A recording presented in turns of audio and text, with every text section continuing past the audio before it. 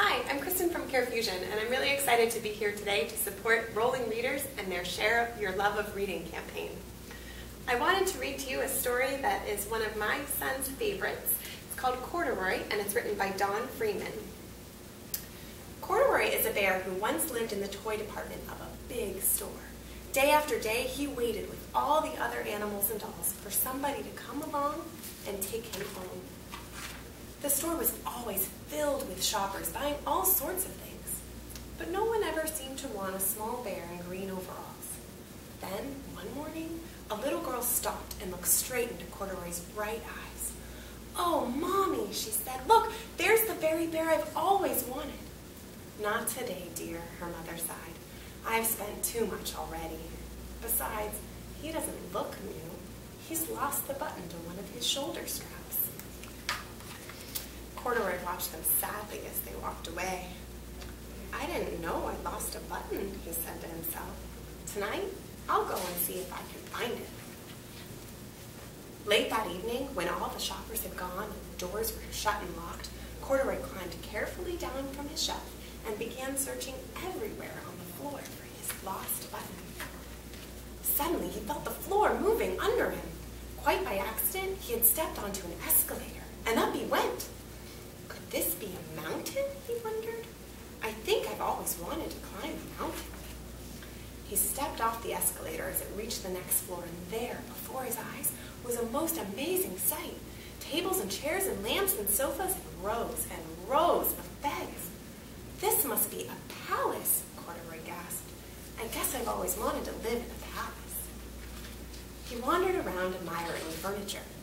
"This must be a bed," he said. "I've always wanted to sleep in a bed." And up he crawled onto a large, thick mattress. All at once he saw something small and round. "Why, here's my button," he cried. And he tried to pick it up, but like all the other buttons on the mattress, it was tied down tight. He yanked and pulled with both paws until pop! Off came the button, and off the mattress Corduroy toppled, banging into a tall floor lamp. Over it fell with a crash. Corduroy didn't know it, but there was someone else awake in the store.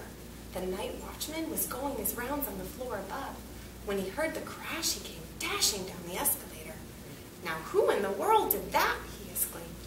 "Someone must be hiding around here." He flashed his light under and over the sofas and beds until he came to the biggest bed of all. And there he saw two fuzzy brown ears sticking up from under the cover. "Hello," he said. "How did you get upstairs?" The watchman tucked Corduroy under his arm and carried him down the escalator and set him on the shelf in the toy department with all the other animals and dolls.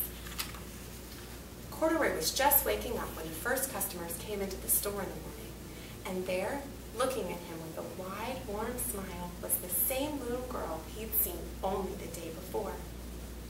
"I'm Lisa," she said, "and you're going to be my very own bear. Last night, I counted what I saved in my piggy bank, and my mother said I could bring you home." "Shall I put him in a box for you?" the saleslady asked. "Oh, no thank you," Lisa answered, and she carried Corduroy home in her arms. She ran all the way up 4 flights of stairs, into her family's apartment, and straight to her own room. Corduroy blinked. There was a chair and a chest of drawers, and alongside a girl-sized bed stood a little bed just the right size for him. The room was small, nothing like that enormous palace in the department store. "This must be home," he said. "I know I've always wanted a home." Lisa sat down with Corduroy on her lap and began to sew a button on his overalls. "I like you the way you are," she said, "but you'll be more comfortable with your shoulder strap fastened." "You must be a friend," said Corduroy. "I've always wanted a friend." "Me too," said Lisa, and gave him a big hug. And that's the story of Corduroy.